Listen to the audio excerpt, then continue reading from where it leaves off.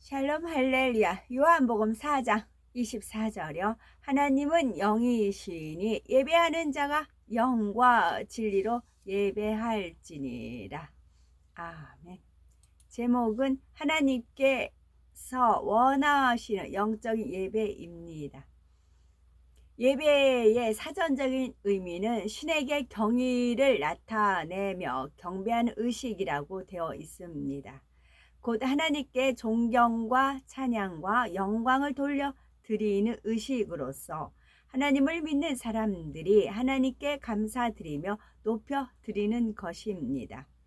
오늘날 많은 사람들이 온갖 피조물을 경배하며 헛된 예배를 드리지만 예배를 받으실 분은 오직 창조주 하나님 한 분밖에 없습니다. 하나님께서는 구약시대에나 오늘날이나 동일하게 신령과 진정으로 예배하는 자들을 찾아 축복하십니다.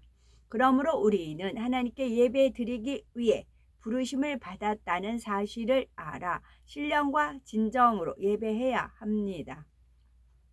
하나님께서 천지 만물을 창조하셔서 사람에게 주셨고 독생자 예수 그리스도를 보내셔서 죄로 타락한 사람들을 구원해 주셨기 때문입니다. 그런데 하나님께서는 모든 예배를 받으시는 것이 아닙니다. 하나님께서 받으시는 예배가 있는가 하면 받지 않으시는 예배도 있습니다. 창세기 4장 3절에서 5절을 보면 하나님께서는 아벨이 양의 첫 새끼와 기름으로 드린 피의 제사는 연락하셨으나 가인이 땅의 소산으로 드린 제사와 제물은 연락하지 않으셨는데 그 이유는 무엇일까요? 히브리서 11장 4절에 기록된 대로 마음 중심을 살피시는 하나님께서는 믿음으로 순종한 아벨의 제사를 가인의 제사보다 더 낮게 여기셨던 것입니다. 사무엘상 13장 8절에서 14절에는 사울이 자신의 권세를 가지고 제사장의 직무를 범하였으므로 버림받게 되었다는 기록이 있습니다. 또한 말라기 1장 8절에서 10절에는 이스라엘 자손이 하나님 앞에 제사 드릴 때에 자신들에게 쓸모없는 체하의 것으로 드렸기에 종교적인 형식과 형태는 갖추었을지라도 하나님께서 마음이 담겨져 있지 않은 예배는 받지 않으시겠다고 말씀하셨습니다. 예수님 당시의 바리새인과 서기관들과 장로들의 유전은 엄격히 지켰으나 그들의 중심은 하나님께 예배하는 것이 아니었으므로 예수님께서 크게 책망하셨습니다. 하나님께서는 이렇게 잘못된 형태로 드리는 예배나 자기 방식대로 드리는 예배를 받지 않으십니다. 그러므로 기독교의 예배는 자신의 마음대로 드리는 것이 아니라 하나님께서 명하신 예배의 원칙에 따라 드려야 합니다. 이런 점에서 기독교는 자신들의 필요에 의해서 예배를 만들고 자기의 마음에 흡족함을 주는 방법으로 예배하는 이반 종교와 분명하게 구별이 됩니다. 다윗의 아들 솔로몬은 왕위에 오르자 하나님 앞에 일천 번제를 드림으로 지혜와 지식뿐만 아니라 구하지도 않은 부와 재물과 존영까지 받았지요.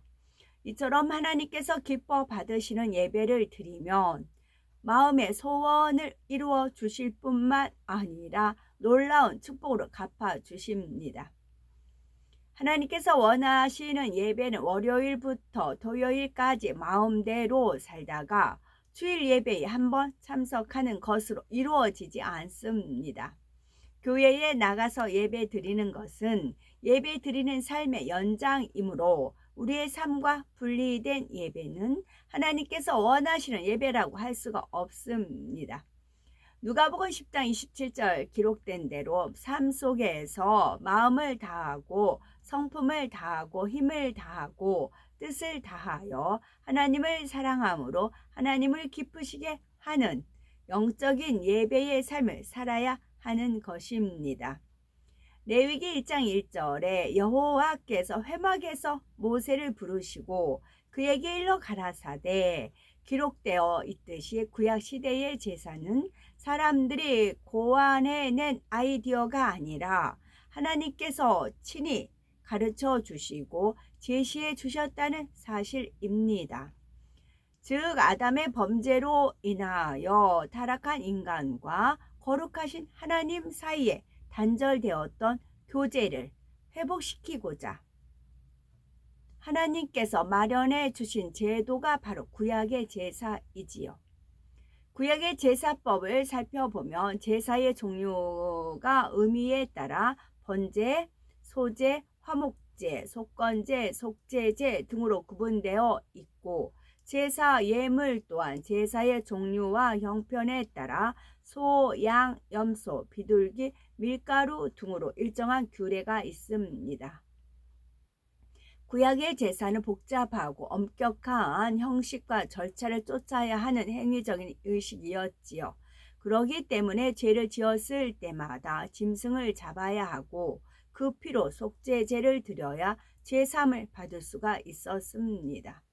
그러나 해마다 늘 같은 제사로 드리는 양이나 염소의 피가 인간의 죄를 능히 깨끗게 할 수 없으므로 어린 양 되시는 예수 그리스도께서 단번에 희생 제물이 되셔서 복잡하고 엄격한 의식을 쫓는 구약의 피의 제사가 필요 없게 하셨습니다. 그리하여 예수 그리스도로 인하여 우리가 이제는 하나님께 피의 제사를 드리는 것이 아니라 하나님 앞에 당당히 나아가 영적 예배를 드릴 수 있게 되었으며 이것이 신약시대의 예배입니다. 예수님께서 이 땅에 오시기 전이었던 구약시대에는 짐승을 잡아 하나님께 그 피로 제사를 드렸으나 예수 그리스도께서 이 땅에 오신 후인 신약시대에는 예수님의 보혈의 공로로 단번에 영원한 제사를 드리셨기 때문에 이로써 우리 죄가 대속되었다는 사실을 마음으로 믿어 예수 그리스도를 영접하면 제사함을 받을 수 있습니다. 이처럼 마음으로 믿는 믿음의 행함으로 드리는 것이 하나님이 기뻐하시는 거룩한 산 제사이며 영적 예배인 것입니다. 따라서 구약시대에는 제사를 드렸지만 신약시대에는 예배를 드리는 것이며 구약의 제사가 흠없고 정결한 제물로 드려질 때 하나님께 연락되었듯이 신약의 예배는 신령과 진정으로 드려야만 하나님께서 기쁘게 받으시는 것입니다. 요한복음 4장 23에서 24절을 보면 하나님께 참으로 예배하는 자들은 신령과 진정으로 예배할 때가 오나니 곧 이때라. 아버지께서는 이렇게 자기에게 예배하는 자들을 찾으시느니라.